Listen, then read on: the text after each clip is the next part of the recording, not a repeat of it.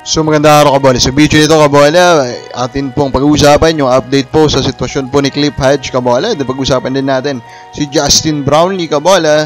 And then, Miracle Bolts pa din, no kabola. Pag-uusapan natin yung regarding po sa BCL. And then, update kay Ray Park. So may hindi pa nakasubscribe, pakipindot naman po ang subscription button. Ito na, si Cliff Hodge kabola.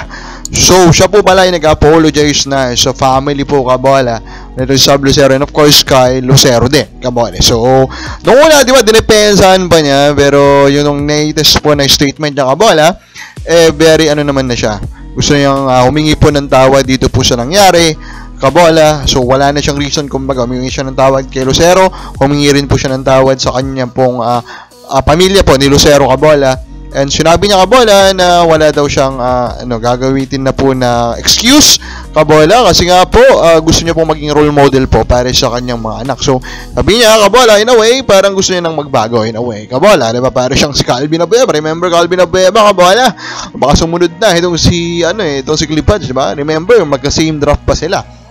So, with the situation kabola, nakapag-decision na rin po ang PBA kabola. They will suspend him for 1 game and he will have a fine of 100,000 kabola. Pero, of course, hindi naman natuloy yung talagang RKO kabola ni Cliff Hodge. Is this enough? 100,000 and then 1 game suspension. Some fans actually so-so, no? Some fans still criticize this kabola. Some fans naman sabi okay na kabola. I actually think sana more than 1 game suspension at least, diba?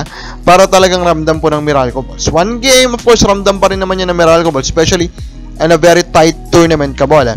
Pero pag 2 games yan, medyo masakit talaga yan. Pag 2 games kabola, yung ibibigay sa kanya, halimbawa kabola. Pero isang game lang, dami yan sabi na prenektan daw siya ni MVP and etc. kabola.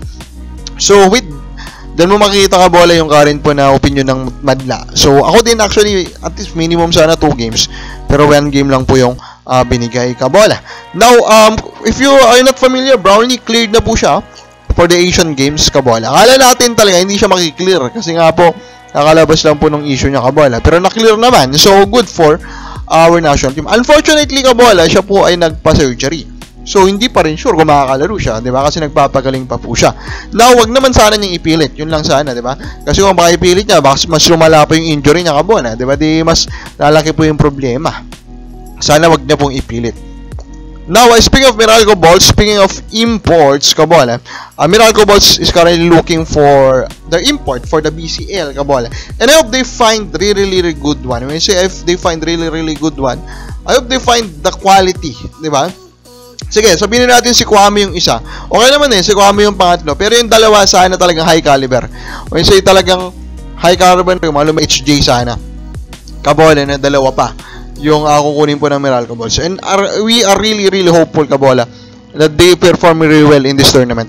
Now, ito na nga. Ray Parks nag-thank you na siya sa Osaka. Yung kanya pong team sa Japan B-League. Is this an indication kabola na hindi na po siya babalik doon? Yan yung tanong ngayon. And is this an indication kabola na hindi na rin po siya babalik sa Japan B-League? In short, is this an indication that PBA now is the next destination? Babalik na po ba siya sa PBA? Of course, lahat yan tinatanong na rin po ng mga fans po ng PBA. Kasi si Ray Parks kabola did really well kabola dito po sa Japan B-League. Diba? He was really good. He is offensive defensive guy there. 13.6 points, 4.2 rebounds, 2.8 assists with 42% shooting from the field. He is really doing well kabola. Depensa niya is umaatikabo, nire-respeto yan.